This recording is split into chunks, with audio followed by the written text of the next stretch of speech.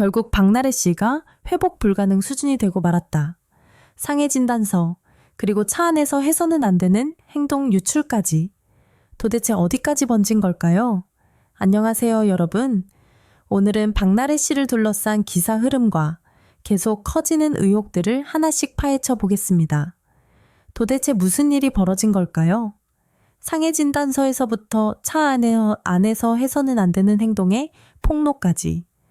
그야말로 속수무책이었다라는 기사가 눈에 보여지실 겁니다. 일상생활 자체가 굉장히 어려워질 정도로 박나래 씨의 현재 상태가 굉장히 심각해졌다라는 기사 내용인데요. 사실상 박래 씨의 차 안에서의 행동들조차 많은 분들에게 파유가 되면서 그야말로 최악의 상황으로 흘러가고 있는 모습을 보여주고 있습니다. 대중들 역시 마찬가지예요. 완전히 끝난 것 같다. 우린 이걸 자업자득이라고 부른다. 인성이 좋지 못하면 연예계에서 반드시 퇴출시켜야 한다.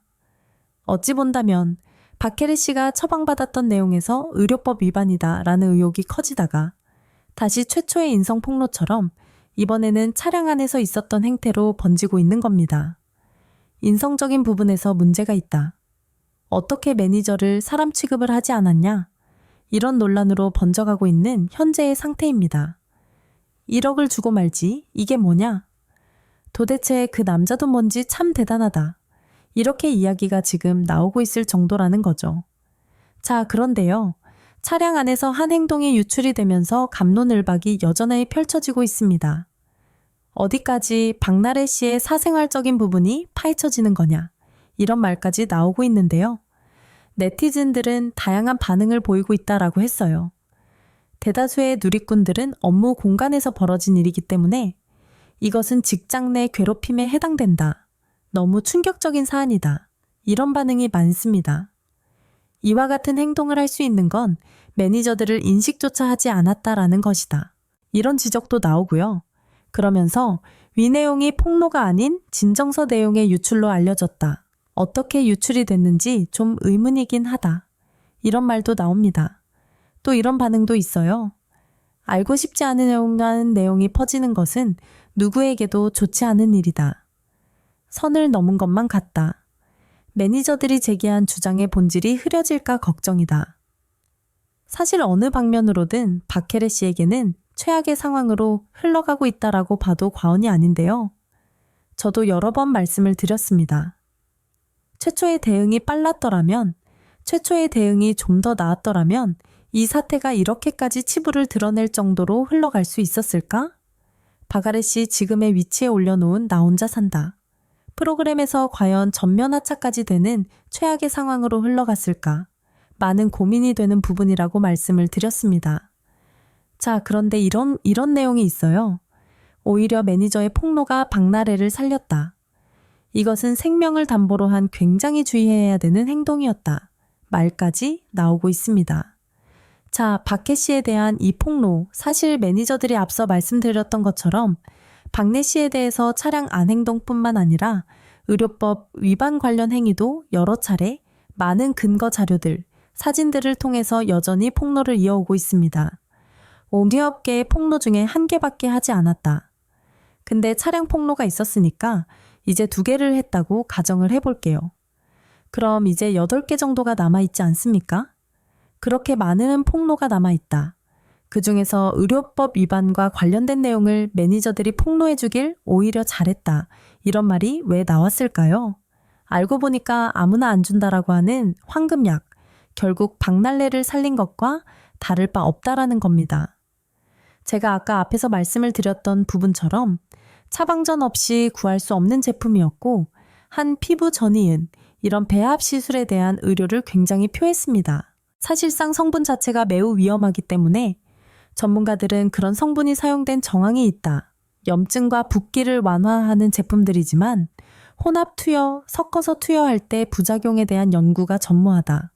부작용에 대한 연구 자체가 이루어지지 않았을 거다라는 겁니다. 그리고 대표적인 식욕 억제일 가능성도 제기를 하면서 뇌에 직접 작용하는 제품이기 때문에 습관성과 의존성이 굉장히 강력하여 처방 기준 자체가 매우 엄격하다. 장기간 복용 시 신장도 손상되고 치명적인 부작용을 초래할 수 있다. 이런 분석도 나오고 있는 상태라는 거죠. 심지어 이거를 의사의 처방 없이 술과 함께 복용을 했다면 이것은 생명을 담보로 한 위험한 행동이라고까지 분석되고 있는 상태라는 겁니다. 이와 같은 사실이 알려지자 오히려 놀이꾼들은 결과적으론 매니저가 박날래의 건강을 지켜줬다. 폭로가 없었다면 더욱 큰 사고로 이어졌을 가능성도 있다. 이런 해석까지 나옵니다. 그러니까 박래 씨가 먹었다라고 알려진 제품들과 또 함께 술까지 마셨다고 했죠. 이게 자칫 잘못하면 엄청난 부작용이 순간적으로 오면서 박나래 씨가 굉장히 위태로울 수 있었는데 안 그래도 평소에 음주를 많이 하고 있기 때문에 보통은 어떤 것이 됐든 술과 함께 먹지 말라고 얘기를 하죠. 근데 박나래 씨는 단품으로 먹어도 위험한 제품을 술과 함께 먹어왔으니 정말 어찌 보면 그 당시 박나래 씨와 절친했을 사이였던 매니저들 입장에서는 박래 씨를 굉장히 우려했기 때문에 그런 증거들을 많이 모아놨던 것이 아니냐 이런 해석이 되고 있다라는 겁니다. 더불어서 이런 말이 있어요. 충격적입니다. 박나래 20억 탈세 의혹, 세무조사 특혜를 받은 건가? 야, 이제는요. 의료법 위반, 인성갑질, 차량 내에서의 행태들, 나아가서는 탈세 의혹까지 논란이 겹겹이 쌓이고 있습니다. 사실 재산을 은닉한 게 아니냐.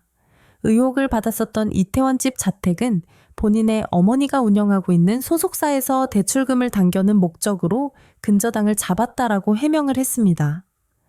시기가 적절하지 않았다라는 비판은 많았지만 결정적인 증거가 없었기 때문에 약간 조용해지고 있는 상태였죠. 그 와중에 차량 안에서 남성과의 행태가 발각이 된 거고요. 근데 이번엔 20억 탈세 의혹까지. 무슨 말일까요? 100억을 벌고 2억밖에 추진하지 않았다. 야, 충격적입니다. 박혜 씨가 1년에 벌어들이는 광고 수입료와 출연료가 수십억에 나간다라고 제가 말씀을 드렸어요. 그래서 많이 안타깝다라고도 했습니다. 이런 엄청난 한 해 매출을 포기할 정도로 매니저들과의 사태가 커졌어야만 하나. 어찌 본다면 박나래 씨 입장에서의 1억은요. 진짜 일주일 정도만 해도 벌 수 있었던 돈이었을지 모릅니다. 그 금액을 줬더라면 일반 직장인들이 한 달에 3에서 300에서 400만 원 정도를 벌어들이니까 한 달에 4주에서 5주라고 친다면 그 돈이 100만 원도 채 되지 않는 퍼센티지라는 거예요. 여러분들이라면 연봉을 포기하겠습니까? 100만 원이 안 되는 돈을 지불하고 사건을 해결하겠습니까? 누구라도 후자를 선택할 겁니다. 그런데 박나래 씨는 그런 선택을 왜 했는지 모르겠지만 하지 않았다.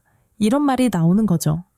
그리고 이 과정에서 20억 탈세 의혹까지 각종 논란에 이어 세무조사가 펼쳐졌는데 그 과정에서 추징금 감면 혜택을 받은 것이 아니냐라는 의혹에 휩싸이게 된 겁니다. 자, 보니까 서울지방 국세청 조사 2국은요. 지난 2022년도 11월부터 약 한 달 동안 박혜래 씨와 그의 일일인 기획사 엠파크 어머니의 이름으로 되어 있는 법인 소속사를 세무조사했다고 합니다.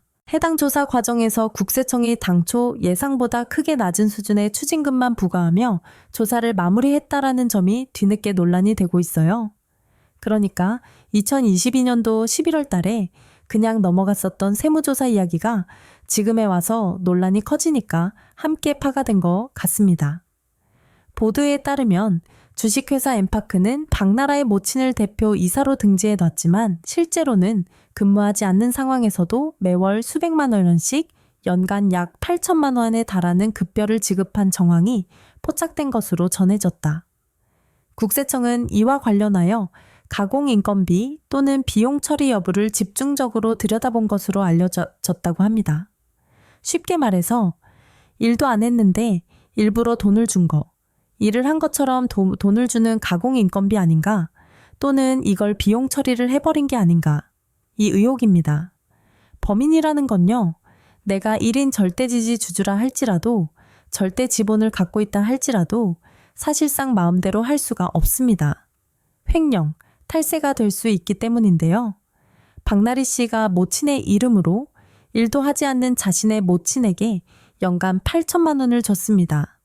여러분, 통장에 8천만 원 있는 사람이 대한민국에 몇 명 있을까요?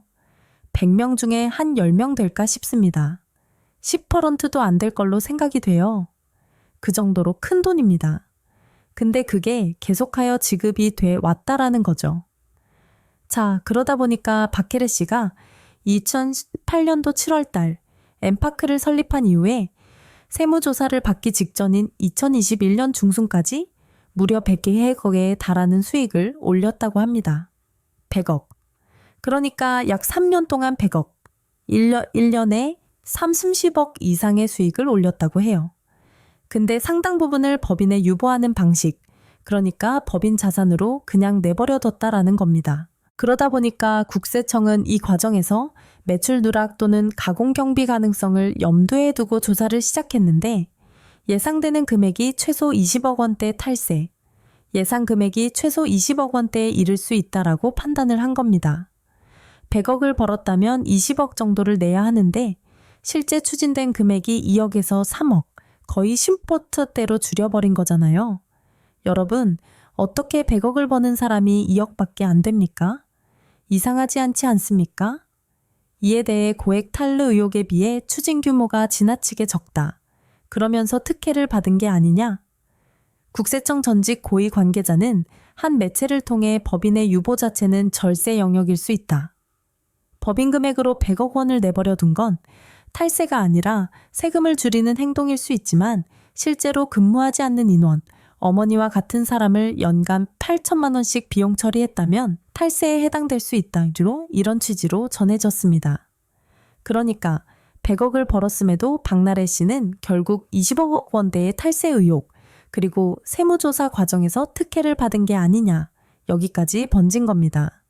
자, 만약에 특혜를 받았다고 가정을 해본다면 당시 세무조사를 한 담당자들 다 책임지고 옷을 벗어야 하는 최악의 상황, 공무원 잘리는 거죠. 자, 실제로 대중들의 반응도 한번 볼게요. 탈탈 털리는구나. 골고루 걸린다. 결국 방송 뽑기는 어려울 것 같다. 어떤 면으로는 정말 대단하다. 그리고 이런 말도 있어요. 나는 박해보다 그 주변 지인들이 더 나쁘다고 본다. 박나래한테 찰싹 붙어 있다가 나락가니까 모른 척하는 게 진짜 인간미 없다. 전기 없다고 느껴진다. 와, 100억이나 벌었어. 뭘 하길래 100억을 벌었냐? 일반인들에게는 박탈감이 올 정도의 금액이 박혜래 씨가 벌어들인 100억이라는 겁니다. 그러다 보니까 엄청나게 많은 돈을 벌었음에도 인성적인 부분에서 많은 비판을 받았고, 심지어 박나래 씨가 앞서 말씀드린 것처럼 남자친구인지 알 수 없는 어떤 남성과 차량 뒷좌석, 매니저가 있는 와중에 운전석을 발로 걷어찰 정도로 정말 입에 담기 어려운 행동이었다. 이런 주장까지 온라인에 쏟아지고 있다는 거죠. 여러분, 100억을 벌면 사람이 이렇게 되는 건가? 라는 비판마저도 누리꾼들을 통해 나오고 있습니다. 여러분, 요즘 경제가 얼마나 힘이 듭니까? 유튜브를 하고 있는 저도 엄청나게 조회수가 줄었거든요. 직장 다니시고 장사하시고 사업하시는 분들 얼마나 힘든 하루를 보내고 계십니까? 연예인은 어떻겠습니까? 아무리 고생한다 해도 벌어들이는 돈이 3년간 100억입니다. 100억. 그렇다면 이 큰 돈 어떻게 벌었습니까? 대중들에게 받은 사랑 덕분이잖아요. 박나래 씨가 잘라서 번 돈이 아니잖아요. 그렇다고 한다면 대중들에게 좀 더 자신이 벌었던 재능과 경제적인 여력을 기부, 봉사, 사회의 선한 영향력으로 돌려줘야 하는 것이 공인의 어떤 덕목이 아닌가. 이런 시선도 생기는 겁니다. 근데 이제는 그 남자와의 행동까지도 파여가 된 거죠. 과연 그 남자는 또 누굴까요? 아직까지도 전 남자 친구인지 전 애인인지 대한 얘기가 없습니다. 많은 언론사에서도 전 남자 친구였다, 전 애인이었다 라는 말이 없어요. 이게 폭로가 됐다면 전 매니저들이라도 사실 관계를 바로잡기 위해 전 남자 친구였다라던가 전 애인이었다라는 말이 있어야 하는데 그 매니저들도 아무런 말이 없습니다. 그러면 남자친구일 확률이 높겠습니까? 아닐 확률이 높겠습니까? 그러니 그 남자에 대한 정체에도 많은 분들이 지금 궁금해하시고 있는 거고 당사자도 이목이 집중되고 있을 겁니다. 언젠간 입을 열 수밖에 없다. 또는 소문이라던가 누군가의 증언이 나올 수밖에 없다. 이런 흐름으로 가고 있다는 거죠. 특히나 박나르 씨 같은 경우는요. 마지막 입장문이 최악의 악수였다라는 평가를 여전히 받습니다. 입장문 후 전 매니저들을 공갈 미수 및 업무상, 횡령 혐의로 추가 고소를 했잖아요. 그리고 본인도 고소인 조사를 받았지 않습니까? 그것이 더 궁지에 몰렸다라는 겁니다. 술잔에 던져 전 매니저들에게 상해를 입혔다라는 의혹, 그리고 매니저가 운전하는 차량에서 남자친구와 여기선 남자친구라고 했네요. 그러면 결국 남자친구로서 정체가 밝혀졌다라고 봐도 될 것 같습니다. 온라인상에 떠도는 찌라이, 이제 남자친구로 정리를 해야 할 것 같아요. 자, 어찌됐건 사생활 폭로까지 파고들게 되면서 이제는 20억 탈세까지 이미 연예인으로서는 돌이킬 수 없는 치명타의 이미지 손상을 입었다라는 겁니다.